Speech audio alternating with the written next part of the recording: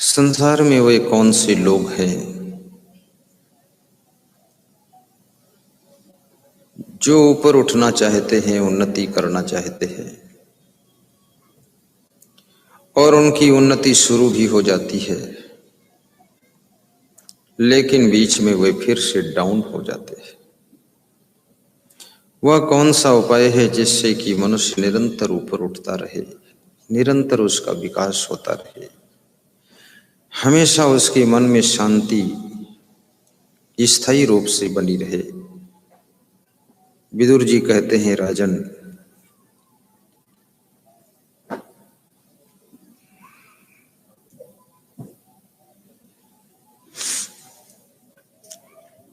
जिनके पास में 6 बातें होती हैं वे लोग निरंतर उन्नति भी करते हैं और शांति भी पाते हैं। कौन कौन सी वे बातें हैं विदुर, बताओ। हे धृतराष्ट्र, नंबर 1, उत्थानम। जो लोग सदैव ऊपर उठने के लिए ही सोचते हैं। आक्रमणम, आरोहणम। जैसे एक चींटी दीवार के सहारे ऊपर चढ़ रही है और फिर नीचे गिर जाती है, और फिर वो चींटी उठती है और संभलती है और फिर ऊपर चढ़ती है, फिर गिर जाती है। लेकिन एक समय ऐसा आता है कि वो चींटी जिस मंजिल पर पहुंचना चाहती थी वहां पहुंच भी जाती है। अर्थात हमेशा ऊपर चढ़ने का प्रयास करो, ऊपर उठने का प्रयास करो। उत्थानम, उत्थान के लिए सोचो, उन्नति के लिए विचार करो। कितने घरों में उन्नति के लिए पति पत्नी, सास बहू, पिता पुत्र, भाई भाई बैठकर भी सोचते हैं कि अपने घर का उत्थान कैसे हो। आखिर अपने घर की ये बदहाली, ये दुर्दशा कब मिटेगी, इसके लिए विचार करते हैं।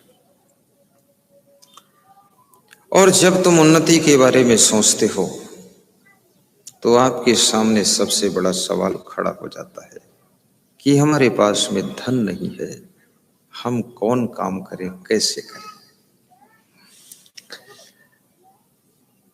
धन नहीं है, ये केवल तुम्हारी स्थिति नहीं है।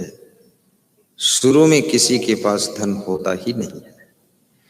ना तो धीरू अंबानी के पास में शुरू में धन था, वे भी धनहीन थे, गरीब थे। लेकिन जिनके पास धन नहीं है वे कमजोर नहीं है, उन्नति करने का जिनका मन नहीं है वे बहुत ज्यादा कमजोर है। आपका मन होना चाहिए। कितने घरों में उन्नति के लिए विचार विमर्श नहीं होता है। छोटी छोटी बातों के लिए झगड़ा रोज होता है। सुबह से लेकर शाम तक पति पत्नी एक दूसरे के ऊपर दांत पीसते रहते हैं। माँ बेटी को डांटती रहती है, बेटी माँ को कठोर दृष्टि से देखती है और मन मन में कहती है, चुड़ैल कब मरेगी, हमको बहुत परेशान करती है। सासू बहू की तरफ कठोर देखती है और बहू सोचती है, इस बार मायके जाऊंगी, लौट कर नहीं आऊंगी। ये सांपों के घर में कौन रहे जहां सब फुफकार ही रहे हैं। जिस घर में सुबह से लेकर शाम तक कलह कलेश का वातावरण है, जिस घर में कामचोर निकम्मे हलम दलाल पैदा हो गए, जिस घर में लोग आपकी बात को नहीं मानते हैं, आपकी आज्ञा का उल्लंघन करते हैं, और जिस घर में आलसी लोग पैदा होकर 6-6 बार खा करके 12-12 घंटे सो करके उसके बाद आंखें लाल पीली क्रोध में दिखाते हैं, उस घर का विकास हमेशा के लिए बंद हो जाता है और उस घर का विनाश शुरू हो जाता है।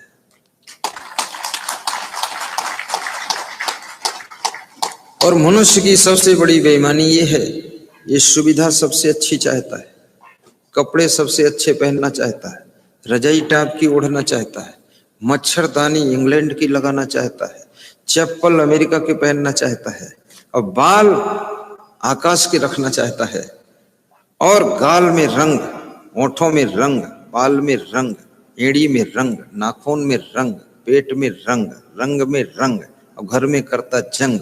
सब हो गए तंग, जीने का ढंग बेढंग।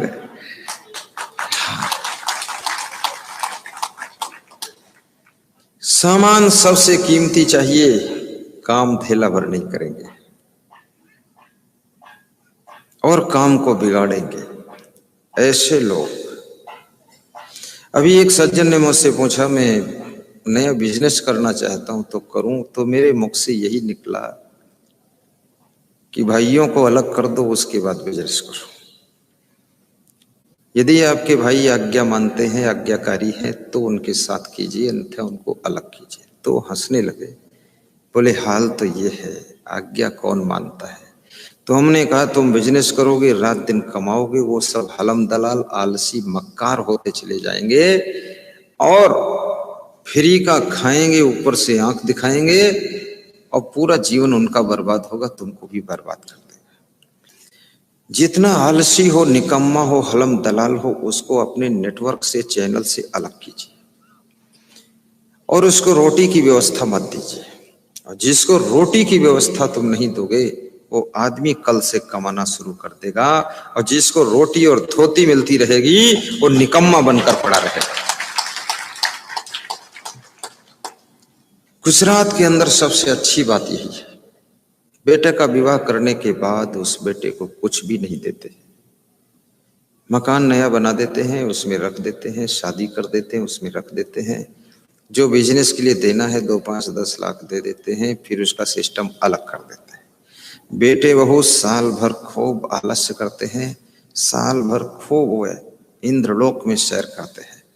1 साल के बाद जब फटी धोती पहनकर निकलती है बहू, और फटी पैंट का पहनकर चंदूलाल निकले, तो शर्म आती है। फिर दोनों कसम खाकर मेहनत करते हैं, और 5 साल बाद हमें मिलते हैं तो उनका मुंह देखता हूं तो बिल्कुल भूत प्रेत जैसा मुंह दिखाई देता है। हमने कहा ये दशा कैसे हुई? बोले सब जिम्मेदारी अपने ऊपर है। पति पत्नी दोनों, ना बाल सुधारने का टाइम, ना गाल सुधारने का टाइम, अब भिड़े हैं ताल ठोक करके और इतनी मेहनत किया है, सब भुर्जी जैसे हो गए। तो मैंने कहा कि ठीक है, अब अच्छी बात है। उनके बाप की सेहत देखा तो अच्छी है, वो 30 साल की उम्र वाला लड़का लगता है ये ज्यादा बूढ़ा हो गया है, इतनी मेहनत किया, इतना धूप में तप गए। अगर साथ में रहकर, संगठन में रहकर, आपस में काम करते हिल मिल करके, तो सबको थोड़ा रेस्ट भी मिल जाता है, इतना मानसिक टेंशन ना होती। याद रखना, साथ में रह करके जो काम करता है, संगठन में काम करता है, उसके माइंड को बहुत रिलैक्स मिलता है और वो सुखी रहता है। उसको एक काम करना है। जैसे हमारे साथ में जो भी संत हैं, 50 हो, 60 हो, 40 हो, जितनी संख्या इनकी है, जिसकी सेवा मिली है कि तुमको कार्यालय पे दान लेना है, तो उसको अपने बैग की चिंता है। वो बैग लाता है, रसीद खोलता है, कुर्सी पर ठाठ से बैठा हुआ है। कोई आ गया तो दान ले लिया, और कोई नहीं आया तो हाथ जोड़ दिया कि आज का दान 0 है। जिसको सेवा भंडार गृह में मिली है रोटी बनाने की, वो फट से गया, स्नान करके आटा तैयार किया, रोटी बना दिया, 2 घंटे में फट से आ गया कि बात खत्म हो गई। दाल चावल सब्जी की जिसको सेवा मिली वो उसको कर दिया, 2 घंटे में वो भी फ्री हो गया। जिसको सेवा मिली मार्केट से सामान लाने की, जिसको सेवा मिली गुरु जी को स्नान कराने की, गुरु जी के कपड़े धोने की, गुरु जी की गाड़ी चलाने की, जिसको सेवा मिली है गुरु जी को पानी पिलाने की, जिसको सेवा मिली गाने की। देखो इधर 4 लोग बैठे गाने के लिए, ये गाए ना गाए लेकिन बैठे आराम से अपना, इनको दूसरी चीज से चिंता नहीं। आदमी जब संगठन में रहता है तो 1-1, 2-2 विभाग को संभालता है और फ्री हो जाता है, उसे नींद भी खूब आती है। जब आदमी अकेला पड़ जाता है तो उसको ज्यादा चिंता भी होती है। इसलिए जो बुद्धिमान स्त्रियां होती हैं वो देवरानी जेठानी हिल मिल करके रहती है। अगर देवरानी जेठानी तुम साथ में हो, देवरानी मायके चली गई तो जेठानी घर संभाल लेती है, जेठानी मायके चली गई तो वो संभाल लेती है। अब अकेली तुम पड़ गई, अब कहती हो जाऊं तो कैसे जाऊं, मम्मी मर रही हो, मैं इधर मर रही हूं और जान दोनों की नहीं निकल रही है, दोनों की दम अटकी हुई, अब जा भी नहीं सकते हो। लेकिन संगठन में वही रह सकता है जो व्यक्ति अपने अहंकार को अलविदा कर सकता है। संगठन में वही रह सकता है जो क्रोध के घूंटों को पी सकता है। संगठन में वही रह सकता है जो कि मेहनत कर सकता है। निकम्मे लोग संगठन को तोड़कर भंग कर देते हैं और आलसी लोग संगठन के खंड खंड कर देते हैं और कामचोर लोग संगठन का विनाश करते हैं, उसके बाद उनका खुद का विनाश होता है। एक मधुमक्खी उड़ करके यहां आई हुई है, एक बच्चे ने उसको अंगुली से दबाकर मसल कर मार डाला है।